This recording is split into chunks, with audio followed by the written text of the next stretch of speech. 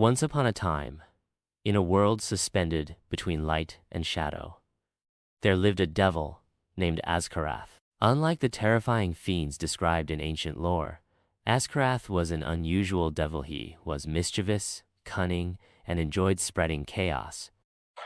But deep down, he carried an emptiness that centuries of malevolence could not fill. His existence revolved around tricks and torment.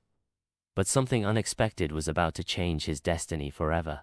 One stormy night, as Azkarath roamed the mortal realm searching for his next source of entertainment, he stumbled upon a peculiar scene. In the heart of an abandoned forest, a soft cry pierced through the rain. Following the sound, he found a basket beneath an ancient willow tree.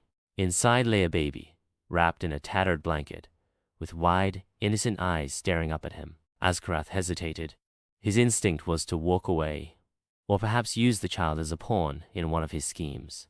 But something about the baby, a fragile, tiny being abandoned and defenseless, stirred an emotion he hadn't felt in centuries. Was it pity? Curiosity? Or perhaps something deeper? "You're lucky I'm in a strange mood tonight," he muttered, scooping up the basket. "Let's see what trouble you'll bring me, little one."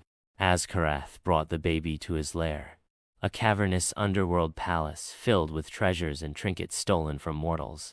The baby's cries echoed through the halls, unaccustomed to such sounds of vulnerability. Azkarath, bewildered at first, tried everything to calm the child. He sang off-key lullabies, told nonsensical stories, and even tried to offer her the most precious jewels in his collection. But all she wanted was a warm embrace. As days turned into weeks, Azkarath found himself changing. He learned to feed the baby, to change her diapers, and to soothe her cries with gentle rocking. He named her Lyra, which meant star.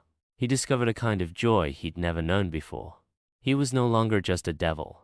He was a father. He taught Lyra about the world, the good and the bad, and how to make her own choices. He realized that chaos wasn't the only thing that made him feel alive. Love did too.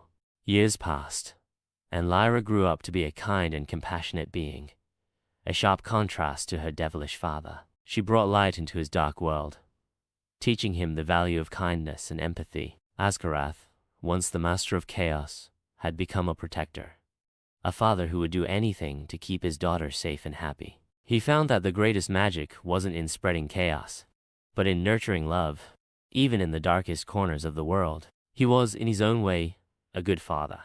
Azkarath had always concealed his true identity, but he knew the truth couldn't stay hidden forever. That night, he revealed his true form to Lyra. "You're the devil?" she whispered, her voice trembling.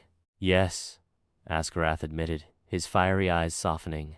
"But I've tried to be a good father to you. You've given me something no one else ever has. Purpose." Lyra hugged him tightly. "You're my father, no matter what, and I love you."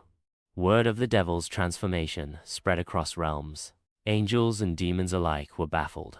Azkarath, the feared tormentor, was now a devoted father. Even the celestial council took notice. One day, a radiant figure descended into Azkarath's lair. It was Seraphiel, an archangel. "Azkarath, your actions defy your nature," Seraphiel said. "Raising this child with love and care has not gone unnoticed. Perhaps redemption is possible, even for you." Azkarath chofed. "Redemption? I didn't do this for forgiveness. I did it for her." But as he looked at Lyra, he realized that his heart had changed.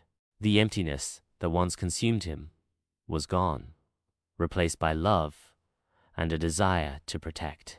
Years later, Lyra became a bridge between worlds.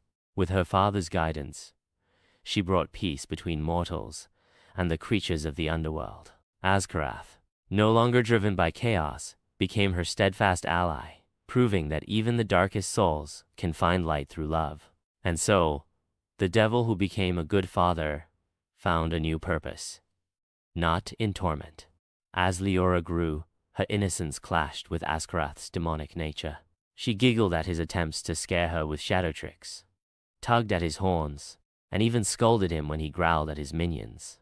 "Bad daddy," she'd exclaim, wagging her tiny finger. "Bad?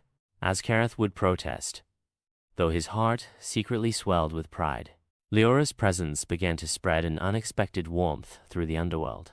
Minions who once thrived on malice now competed to amuse her. Norak, once a fearsome demon, became her reluctant playmate, allowing her to braid his spiky mane. But raising Leora wasn't without challenges. Mortal children needed sunlight, fresh air, and companionship, things the underworld couldn't provide. Azcarath made a difficult decision. He would take her to the mortal realm during the day, disguised as a mysterious cloaked figure, so she could play with other children. As the years passed, Leora blossomed into a kind and curious girl. She had no idea of her father's true identity, believing him to be a misunderstood sorcerer who loved her dearly. But the mortal world began to take notice of the strange man who accompanied her. One fateful day, a group of villagers confronted Azcarath. "You're not one of us," they accused. "What are you hiding?" Leora, sensing danger, stepped between her father and the angry mob. "He's my father. He's kind and brave and loves me," she cried. The villagers hesitated,